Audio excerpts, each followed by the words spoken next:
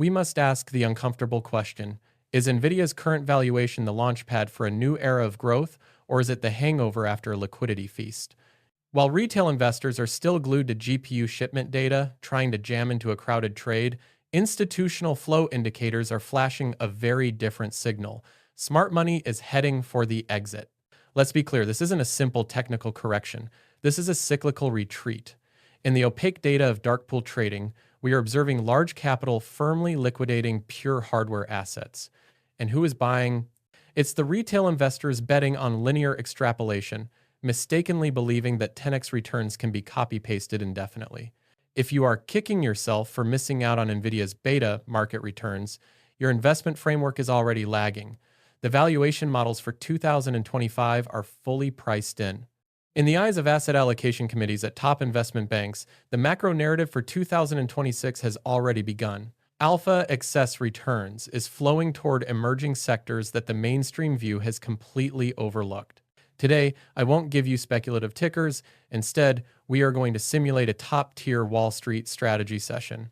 I want to dismantle the core investment logic. We aren't just discussing what to buy, but the macro drivers behind why. We are looking for the three structural opportunities that will absorb the liquidity flowing out of the Magnificent Seven and generate exponential returns over the next 5 years. These sectors are currently at the bottom of the S-curve, just like Amazon in 2010 or Apple in 2003. To understand the power of cycles, we need to revisit the dot-com bubble of 2000. Back then, if you stood on Sand Hill Road in Silicon Valley or on the floor of the NYSE, everyone was fixated on one question: who controls pricing power in the internet age? The consensus was shockingly unanimous. It wasn't the online bookstore Amazon, nor the startup Google. It was Cisco Systems. In that cycle, Cisco's weight was identical to NVIDIA's today, perhaps even more dominant. The logic was intuitive and seemingly unbreakable. Digital transformation is inevitable. All companies must go online. Therefore, Cisco's routers and switches are a necessity. No matter which internet company wins, they all must pay the infrastructure tax to Cisco. Fueled by this logic, Cisco briefly became the most valuable company on the planet. But the market cycle taught investors a brutal lesson. If you bought Cisco at its valuation peak in March 2000, even though it was a high-quality company with a wide moat, do you know where your break-even point was? You had to wait 20 years. Why? Did internet technology fail? No. It was because infrastructure build-outs hit physical and marginal limits. Once the fiber is laid and the routers are installed, growth hits a wall and enters a low-growth replacement cycle. When everyone owns a shovel, selling shovels is no longer a source of excess profit. The pivot to application. However, and this is the core alpha of our analysis, value creation did not end in 2000. While Cisco's stock stagnated, the real value creation was just beginning. Amazon used low-cost networks to restructure supply chains. Facebook used that bandwidth to connect 3 billion users. Netflix used high-speed fiber to disrupt the content industry. We define these as the application layer giants. They built high-margin business models on top of the finished infrastructure and generated 100x returns for shareholders. Right now, history is rhyming. Look back at the last 24 months. The hyperscalers, Microsoft, Meta, Google, Amazon have poured hundreds of billions into capital expenditure for GPUs and data centers. This is the most aggressive capital expenditure spree in industrial history.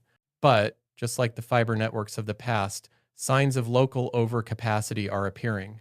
Now, fund managers controlling billions in assets are losing patience. On quarterly earnings calls, they aren't asking Zuckerberg how many GPUs he bought. They are asking the essential financial question: where is the free cash flow? You've spent $50 billion on infrastructure. When will we see the ROI? When does this hardware convert into net profit on the balance sheet? This pressure from the capital markets is forcing a hard landing pivot in the tech sector, a forced switch from a capital expenditure expansion phase to a profit-oriented application landing phase. The three strategic opportunities. My fundamental judgment is that 2026 will be the year one of AI commercialization. Our strategy is no longer to find the hardware companies selling shovels, but to find the application companies mining diamonds with those shovels. Where are the diamonds? I've locked onto 3 vertical sectors at their breakout point. Opportunity 1, B2B service as software. This is hidden in unglamorous high-barrier enterprise services. Forget consumer hype. Look for data moats. The market knows SaaS, software as a service. But Wall Street is beginning to price a new paradigm: service as software.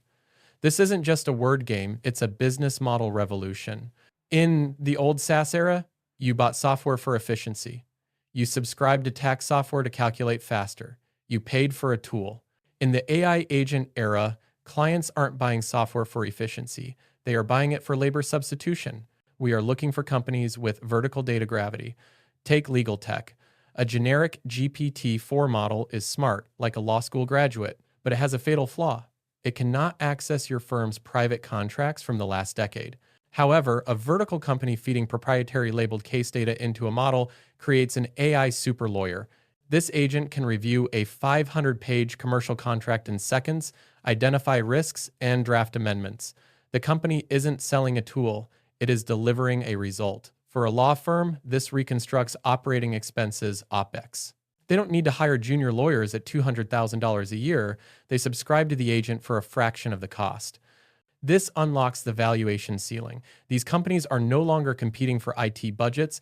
They are eating into payroll budgets. Opportunity 2, embodied AI, humanoid robotics.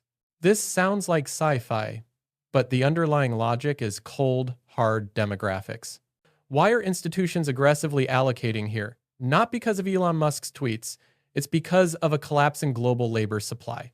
Look at the US, Europe, and Japan. An aging population is a macro certainty. Worse, the new generation's employment preferences have shifted structurally. Young people are rejecting manufacturing lines and warehouse logistics. Wage inflation cannot fix this because the supply of labor simply isn't there. If LLMs, large language models, solve the marginal cost of cognition, embodied AI will solve the marginal cost of physical labor. We are approaching the iPhone moment for robotics. Why now? Because AI models have given robots a brain. Traditional robots had great motor control but zero understanding. Modern robots, powered by multimodal vision models, can perceive the physical world and understand natural language commands. The strategy: avoid the OEMs, original equipment manufacturers, buy the supply chain. Just like the EV cycle, whether Tesla or BYD wins, the battery suppliers win. In robotics, look for precision sensors, tactile and visual, and synthetic data providers. Robots need to run billions of simulations in virtual environments, sim to real, to learn. Whoever owns a physics-compliant virtual environment owns the core data asset of robot evolution. Opportunity 3. TechBio AI plus biotechnology. This is the sector with the highest risk appetite but the most staggering potential odds. Pharma faces a desperate Arum's law. It takes 10 years and $1 billion to develop a new drug with a high failure rate. It's essentially gambling. But AI is transforming biology from an experimental science based on trial and error into a predictive data science. Imagine trying to cut a key by blindly twisting a wire thousands of times. That was the old way. Now AI, like AlphaFold, analyzes the lock protein structure and reverse engineers the key. AI drug discovery companies can simulate billions of molecular interactions in silicon, compressing years of lab work into days.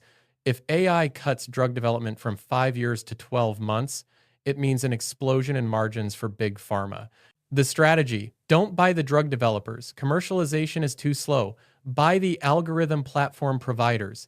They don't carry the binary risk of clinical trials. They provide the compute and code to big pharma in exchange for milestone payments and future royalties. It's a high-margin SaaS model with biotech upside. Execution: the barbell strategy. So, how do you execute this trade? I know you might be tempted to dump your big tech stocks and go all in on these small caps. Stop. Emotional trading is the root of all losses.